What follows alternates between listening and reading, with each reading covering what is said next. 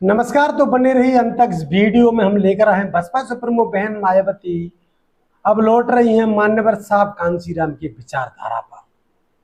जी हां, आपको बता दें कि बसपा सुप्रीमो बहन मायावती ने अब सर्वजन हिताय सर्वजन सुखाय को छोड़कर बहुजन हिताय बहुजन सुखाय का नारा जो तथागत बुद्ध ने दिया था उसको एक बार फिर बुलंद करती हुई नजर आएंगी। आपको बता दें कि यह नारा अभी बसपा सुप्रीमो बहन मायावती ने 5 जून 2025 को यह प्रेस कॉन्फ्रेंस की है और इसमें बहुजन समाज पार्टी की राष्ट्रीय अध्यक्ष बहन मायावती ने अब पार्टी में बहुजन हिताय बहुजन सुखाय की नीति पर चलने का एक बड़ा निर्णय लिया है। इस निर्णय के आधार पर बसपा सुप्रीमो बहन मायावती की कार्यालय से प्रेस नोट जो भेजा गया है उसमें क्या कुछ कहा गया है, अंत तक हमारे साथ बने रहिए। 10 से 15 मिनट का ये वीडियो है। इस वीडियो को पूरी तरह से सुनिए कि बसपा सुप्रीमो बहन मायावती आखिर बहुजन समाज को क्या संदेश देना चाहती है। इस संदेश के माध्यम से बहुजन हिताय बहुजन सुखाय की जो विचारधारा है उस विचारधारा में क्या कुछ नया अब बसपा सुप्रीमो बहन मायावती नया मसाला मिलाकर उसको बहुजन समाज के बीच में परोसने का काम शुरू हो गया है। तो मान्यवर साहब कांशीराम के पद पर बसपा लौटते ही यानी सर्वजन हिताय सर्वजन सुखाय को छोड़कर बसपा बहुजन हिताय बहुजन सुखाय के आधार पर कार्य करने की नीति शुरू कर रही है। आपको बता दो, उत्तर प्रदेश की 4 बार की मुख्यमंत्री एवं बहुजन समाज पार्टी की राष्ट्रीय अध्यक्षा बहन मायावती कई बार सांसद भी रही हैं। उन्होंने मीडिया से अपील करते हुए उन्होंने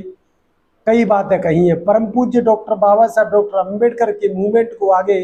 बढ़ाने वाली तथा दलितों अन्य उपेक्षित वर्गों की बहुजन हिताय एवं बहुजन सुखाय के सिद्धांतों पर चलने वाली यहाँ एकमात्र अम्बेडकरवादी पार्टी केवल बीएसपी है और जब से इस पार्टी के सांसद विधायक आदि बने हैं तथा यूपी जैसे विशाल राज्य में यह पार्टी कई बार सत्ता में आई है तो तब से केंद्र व राज्यों का भी सत्ताधारी और विपक्ष की भी अंबेडकर विरोधी जातिवादी पार्टियां किस्म किस्म के साम दाम दंड भेद आदि अनेक हथकंडे इस्तेमाल करके जातिवादी पार्टियां बाबा साहब डॉक्टर अम्बेडकर के खिलाफ उसको हथकंडे इस्तेमाल करके बीएसपी को कमजोर करने के लिए लगी हुई है। और इस मामले में सत्ता विपक्ष में बैठी जातिवादी पार्टियां सत्ता और विपक्ष में बैठी हुई जातिवादी पार्टियां जो पर्दे के पीछे से विशेषकर दलित व अन्य उपेक्षित वर्गों से कुछ अवसरवादी स्वार्थी किस्म के लोगों को मैनेज खरीद फरोख्त करके तथा उनके जरिए अभी तक जो अनेकों संगठनों पार्टियां आदि बनवाई है तो उन्हें फिर से पार्टियां अपने फायदे के हिसाब से सक्रिय करके विशेषकर बीएसपी के मजबूत रहे राज्यों में और उसमें भी उत्तर प्रदेश में किस्म किस्म के हथकंडे इस्तेमाल करके यहाँ दलितों अन्य उपेक्षित वर्गों के लोगों को गुमराह करके उनको वोटों को बांटने में लगी हुई है ताकि बीएसपी आगे बढ़ने से रोक सके। ऐसे में दलितों अन्य उपेक्षित वर्गों में से बने किस किस्म के पार्टी विरोधी संगठनों अवसरवादी पार्टियों तथा संगठनों सदैव दूरी बनाकर रखना, क्योंकि इस किस्म के संगठन पार्टियां बाबा साहब डॉक्टर भीमराव अंबेडकर एवं बीएसपी के जन्मदाता मान्यवर साहब कांशीराम बहुजन हिताय बहुजन समाज की मूवमेंट से कुछ लेना देना नहीं है उनका, जबकि वास्तव में इनकी मूवमेंट को आगे बढ़ाने के लिए बीएसपी पूरे जी जान से लगी हुई है, जिसे आगे बढ़ते हुए मजबूत हुए देखकर अब पूरे देश में खासकर यूपी में यहाँ सत्ता एवं विपक्ष सभी जातिवादी पार्टियां बहुत ज़्यादा दुखी और चिंतित भी हैं। और अब पिछले कुछ समय से जब से बीएसपी फिर से मजबूत होने हुई है तब से अब तक यहाँ सभी विरोधी पार्टियां विशेषकर दलित वर्ग से जुड़े अवसरवादी स्वार्थी किस्म के संगठनों और पार्टियों आदि का इस्तेमाल करके तथा उनके जरिए आए दिन किस्म किस्म के कार्यक्रम आदि करवा के यहाँ दलितों एवं अनुपेक्षित वर्गों का लोगों को गुमराह करने में लगी हुई हैं तथा उनकी ताकत को भी बांटने में,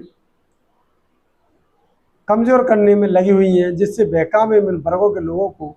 संगठनों और पार्टियों, जातिवादी पार्टियों के हाथों में खेलकर या सोची समझी साजिश और रणनीति के तहत बीएसपी के भोले वाले लोगों को अपने संगठनों, पार्टी आदि से जुड़ने के लिए अब अपने कार्यक्रमों व बैठकों में आदमी मान्यवर कांसीराम जी का वह बहुजन समाज पार्टी की मुखिया बहन मायावती का नाम लेकर यह कहते घूम रहे हैं कि हम तो इनके मिशन को आगे बढ़ाने में लगे हैं और इनके लिए बहन जी का भी काफ़ी सम्मान करते हैं। तो इस प्रकार के प्रेस नोट बसपा सुप्रीमो बहन मायावती ने भेजे हैं। साथ ही यह भी कहते हैं कि बाबा साहब डॉक्टर भीमराव अंबेडकर के इस सपना अधूरे से पड़े कारवा को बीएसपी को पूरा करने में लगी है, उसके साथ हम भी खड़े हैं। इस प्रकार से ये चिपड़ी चिपड़ी बातें कहकर अभी अवसरवादी और स्वार्थी किस्म के संगठन एवं पार्टियां बीएसपी के लोगों को गुमराह करने में लगी हैं तथा इस पार्टी को कमजोर करने में लगी है। जबकि इस मामले में हमारी पार्टी का यह भी कहना है, यदि इनकी इन सब बातों में रत्ती भर भी सच्चाई होती तो फिर ये लोग विरोधी पार्टियों के हाथों में खेलकर अनेकों संगठनों, पार्टियां आदि नहीं बनाते और फिर ये लोग सीधे बीएसपी से जुड़कर अपनी बहुजन समाज सुखाय की पार्टी को ही मजबूत करते। लेकिन ऐसा ना करके ये लोग एक सोची समझी रणनीति के तहत इस किस्म की बातें कहकर हमारे बीएसपी से जुड़े भोले वाले दलितों, अन्य उपेक्षित वर्गों के लोगों को गुमराह करने का में लगे हैं और इस किस्म की बातें कहकर बीएसपी के आगे बढ़ने से रोकने के लगे हैं, जिससे वर्गों के लोगों को हमेशा सचेत रहना है ताकि जातिवादी पार्टियां इनके जरिए बीएसपी को कमजोर और ख़त्म करने में अपने इस मकसद में कामयाब ना हो सके। इतना ही नहीं बल्कि अब विरोधी पार्टियां इनसे अनेक और भी हथकंडे इस्तेमाल करवा सकती हैं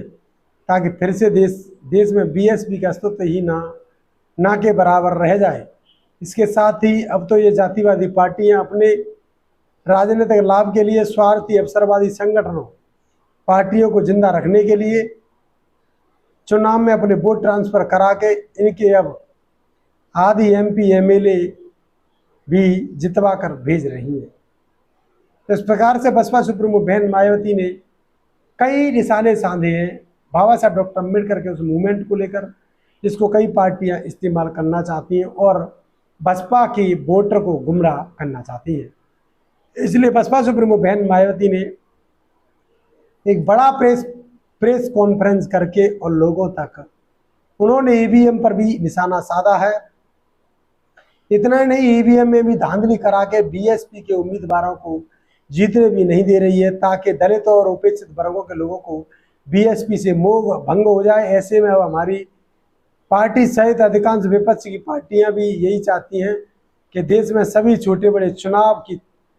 पूर्व की तरह ही बैलेट पेपर के जरिए होना चाहिए, जो कि वर्तमान सरकार के रहते तो संभव नहीं हो सकता। लेकिन उम्मीद है कि सत्ता परिवर्तन होने के बाद यह सब संभव हो जाए। इसलिए संभावना के चलते अभी तक अपनी पार्टी के लोगों को भी कतई निराश नहीं होना है, बल्कि इनको अपनी पार्टी को हर स्तर पर मजबूत बनाते रहना है। बहुत ही ज़रूरी है क्योंकि देश में वर्तमान में चल रही राजनीतिक हालातों में यह ईवीएम वाला सिस्टम कभी भी बदला जा सकता है और फिर यहाँ बैलेट पेपर से ही देश में चुनाव होंगे। ऐसे में होने जाने पर बीएसपी के अच्छे दिन पुनः वापस लौट आएंगे, इस उम्मीद से कि पार्टी के लोगों को यहाँ जातिवादी पार्टियों के इशारे पर बने ऐसे सभी अवसरवादी एवं स्वार्थी किस्म के संगठनों आदि को हथकंडों को सावधानी बरतते हुए जनाधार को बढ़ाने की तरफ विशेष ध्यान देना है ताकि फिर यह पार्टी खासकर यूपी में पुनः पूर्ण बहुमत के आधार पर सत्ता में आसीन हो सके, जो यह सर्वजन के हित में यहाँ बहुत जरूरी है। इसलिए कांग्रेस, बीजेपी, सपा आदि इन पार्टियों के सहारे सहारे व इशारे पर चलकर दलित अन्य उपेक्षित वर्गों को एकता व इनकी एकमात्र देशी एवं अम्बेडकरवादी बीएसपी को कमजोर करने वाले ऐसे अवसरवादी स्वार्थी संगठनों एवं पार्टी के नेता चाहे अपने निजी स्वार्थ में सांसद विधायक और मंत्री आदि क्यों ना बन जाए, तो भी इससे यह इन वर्गों के लोगों का कुछ भला होने वाला नहीं है। बसपा सुप्रीमो बहन मायावती ने कहा है, जिस प्रकार से ईवीएम में धांधली कर रही है, आने वाले समय में कभी भी यह बदला जा सकता है चुनाव, और कभी भी बैलेट से चुनाव हो सकता है। इसलिए सभी बसपा के नेताओं को, कार्यकर्ताओं को निर्देश है कि वो अपनी पार्टी को मजबूत बनाकर रखें और कार्य करते रहें। इसके अलावा यहाँ पर यह भी कहना चाहूँगी कि पिछले कुछ समय में हमें यह भी देखने के लिए मिल रहा है कि देश में राजनीतिक एक दूसरे के विरुद्ध विद्वेष, संकीर्णता, मुकदमेबाजी आदि की भी नकारात्मकता इस हद तक बढ़ती ही गई है। आए दिन नेताओं के बीच किसी न किसी विषय को लेकर होने वाली असभ्य व अभद्र आचरण को जनता काफी हैरान है, दुखी भी है, क्योंकि वर्तमान के चल रहे ऐसे हालातों से इन लोगों का सही न जन व देश हित कैसे संभव हो सकता है, जबकि वास्तव में देश में फैला विषैला माहौल वातावरण सीधे तौर पर यहाँ के विकास, आत्मनिर्भरता के प्रयास को बाधित कर रहा है तथा देश के धन्ना सेठों की संपत्ति अब ज़्यादातर विदेशी निवेश में जाने लगी है, जिससे यहाँ की अपार गरीबी, बेरोजगारी, अशिक्षा, पिछड़ापन आदि का ज्वलंत समस्याएं और भी ज़्यादा गंभीर होती जा रही है। इस बीच भारतीय अर्थव्यवस्था में अस्थिरता की उचित हिस्सेदारी ना होना, अर्थात देश में विकास की, देश के जीडीपी को ग्रोथ में बहुजनों की उचित हिस्सेदारी ना होना, अर्थात देश के विकास में सर्व समाज का हित निहित नहीं होना, यह वास्तविक कारण है जो कि सबके विकास को अपेक्षित संतोष नहीं दे रहा। इसलिए सबका विकास, इंक्लूसिव ग्रोथ होना जरूरी है। साथ ही देश में गरीबों व बेरोजगारी मुक्ति, बहुपेक्षित विकास यानी कि सुखी संपन्न लोगों के विकसित भारत के निर्माण में केंद्र की बहुजन हितैषी नीतियों के साथ साथ राज्यों के गुड गवर्नेंस की भी भरपूर भूमिका होना, यह भी सोचने वाली बात है। जबकि यूपी जैसे बड़े राज्य को सबसे विकास दायित्व निभाना अत्यंत आवश्यक है। इतना ही नहीं बल्कि वर्षों में अपने देश की सीमाएं भी पूरे तौर तरीके से सुरक्षित नहीं होने के कारण यहाँ समय समय पर आतंकवादी वारदातें भी आए दिन घटित हो रही हैं। अभी हाल ही में पहलगाम की घटना ताज़ा घटना है, इस पर बात खास उदाहरण है जो कि अति दुखद है, चिंतनीय है, जिस पर इस समय देश में काफ़ी राजनीति भी की जा रही है। यह भी बड़े दुर्भाग्य की बात है जो नहीं होनी चाहिए। वहीं दूसरी तरफ अब देश में कोरोना का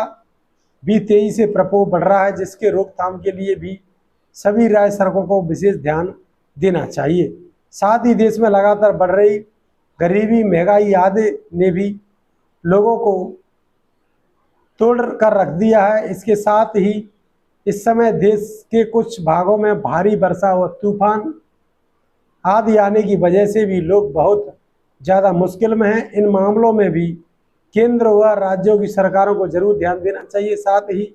सरकार कार्यक्रमों के प्रति गंभीर व संवेदनशीलता होने के कारण